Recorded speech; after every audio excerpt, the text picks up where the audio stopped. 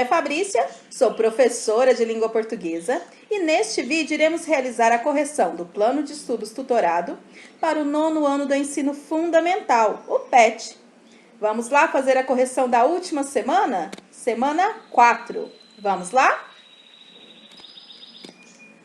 Então, e na primeira atividade deste PET, nós vamos trabalhar aí um texto narrativo que vai tratar aí de uma viagem de um pai e seu filho para entender o que é a riqueza e a pobreza. Vamos fazer a leitura? Um dia, um pai de família rica levou seu filho para viajar para o interior, com o firme propósito de mostrar quantas pessoas podem ser pobres. Eles passaram um dia e uma noite na fazenda de uma família muito pobre. Quando retornaram da viagem, o pai perguntou ao filho: "Como foi a viagem?" "Muito boa, papai." "Você viu como as pessoas podem ser pobres?" "Sim," respondeu o menino. "E o que você aprendeu?" o pai perguntou. O filho respondeu: "Eu vi que nós temos um cachorro em casa e eles têm 4. Nós temos uma piscina que alcança o meio do jardim. Eles têm um riacho que não tem fim. Nós temos uma varanda coberta e iluminada com luz. Eles têm um céu imenso com as estrelas e a lua. Nosso quintal vai até o portão de entrada. Eles têm uma floresta inteira." O pequeno garoto estava acabando de responder quando seu pai ficou estupefato pelo que o filho acrescentou: "Obrigado, pai, por me mostrar o quanto nós somos pobres."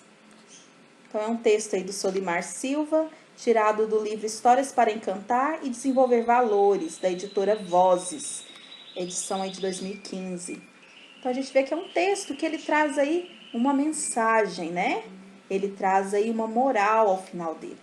Então, ele traz a reflexão de que nem sempre aqueles bens materiais, aquilo que a gente adquire, é mais importante do que aquelas belezas naturais, do que aquilo que nos faz bem, né, no nosso dia a dia. Então, fica aí a reflexão. E comenta aí para mim o que você acha desse texto. Qual que é a verdadeira riqueza e a pobreza aí no nosso dia a dia, na nossa sociedade? O que é mais importante? Comenta aí para que eu possa conhecer um pouquinho da sua visão, da sua forma de pensar. Vou ficar muito feliz em respondê-los. Então, questão número 1 era a leitura. A 2, a gente vai começar a trabalhar com essas ideias que o texto aí, ele permite que a gente construa.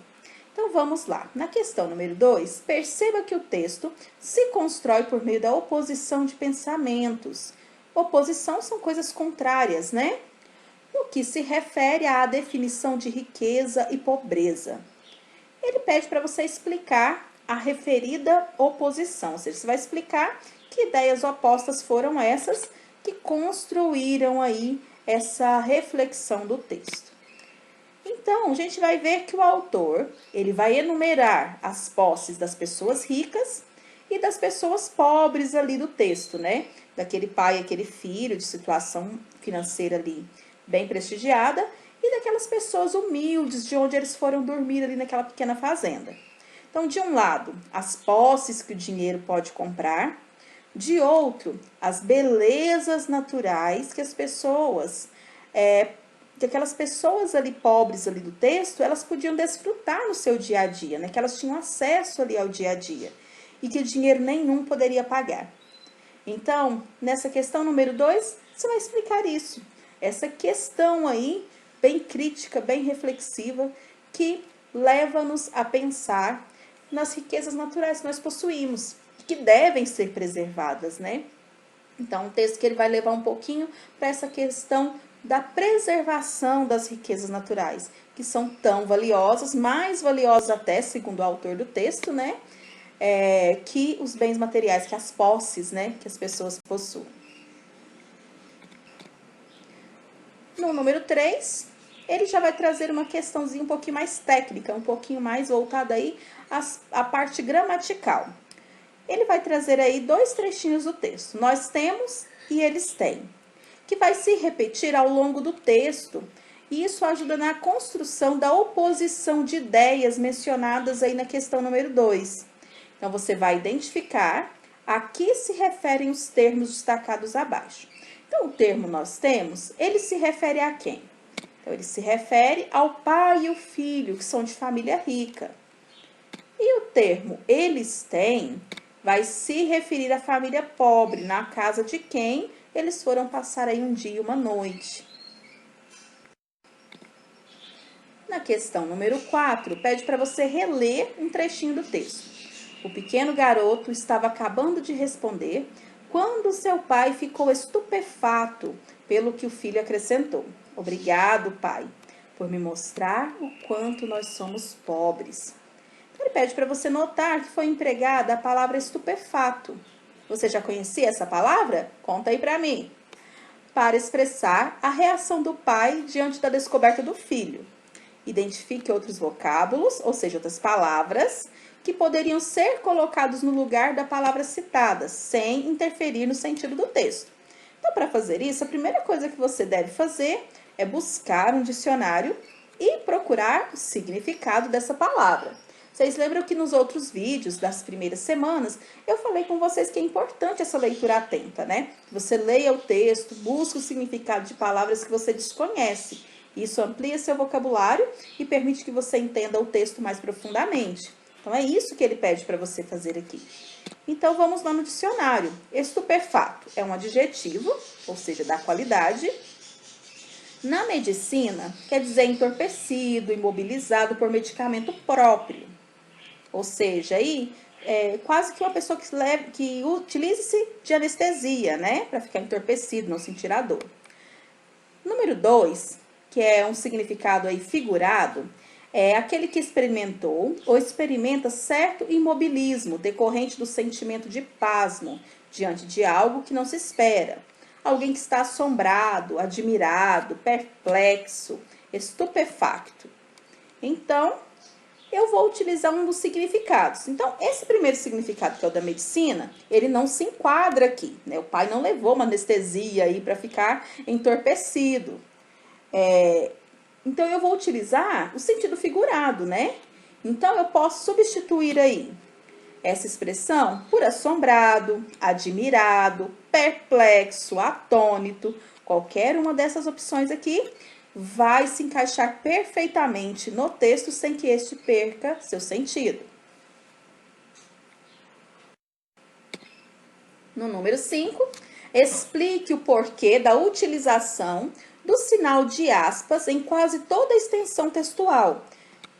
Então, a gente percebe aí que onde há fala de personagens, foi utilizado aí, além do travessão, né, que vai indicar essa fala de personagem, foi utilizado aspas. Mas por que isso foi realizado, né?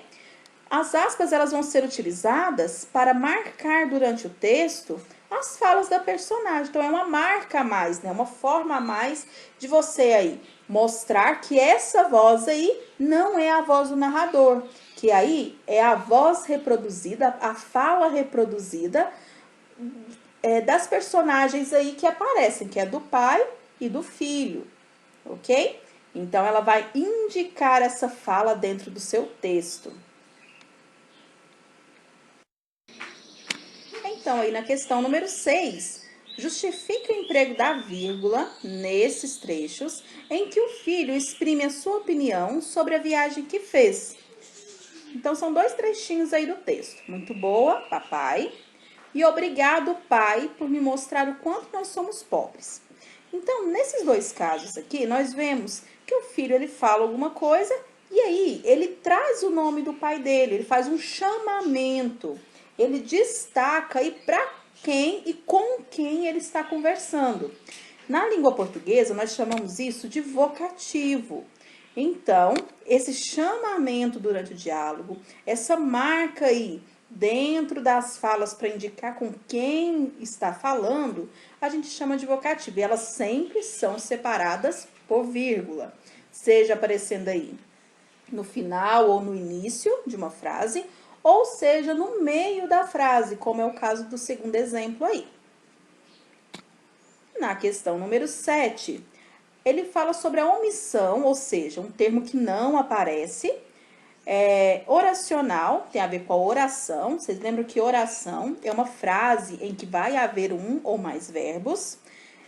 E o período é quando você tem aí mais de uma oração juntas na mesma frase, ok? Então, frase, conjunto de palavras que tenha sentido. Oração, uma frase que tem verbo. Período, conjunto de duas ou mais orações, certinho? Então, não se esqueçam. Então, vamos lá. Na letra A, eu vi que nós temos um cachorro em casa. E eles têm 4. Tem 4 o quê? 4 cachorros, não é isso? Então, aqui na letra A, nós já temos essa omissão. Então, não aparece aí esse substantivo cachorro. Ele é omitido, para que não ficasse repetitivo. Então, isso aí é uma forma de se manter a coesão no texto, o texto não ficar cansativo, não ficar repetitivo. Por isso que a gente vai incorrer aí nessa omissão de um termo, que na língua portuguesa recebe um nome. Então, é a figura de linguagem elípse, que você omite um termo na oração, para que esse texto fique mais aí coeso, para que ele não fique cansativo durante a leitura. Então, a resposta certa é a letra A.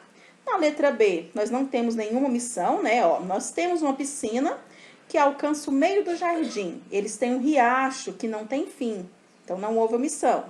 Na letra C, nós temos uma varanda coberta, iluminada com luz. Eles têm um céu imenso com as estrelas e a lua. Também não houve omissão de termos. Nosso quintal vai até o portão de entrada. Eles têm uma floresta inteira. Também não houve omissão. Então, resposta letra A. E vamos lá, já concluímos a nossa correção da semana 4. Então, agora você deve pegar aí as videocorreções das 4 semanas do seu pet. Confira suas atividades, veja se está tudo certinho.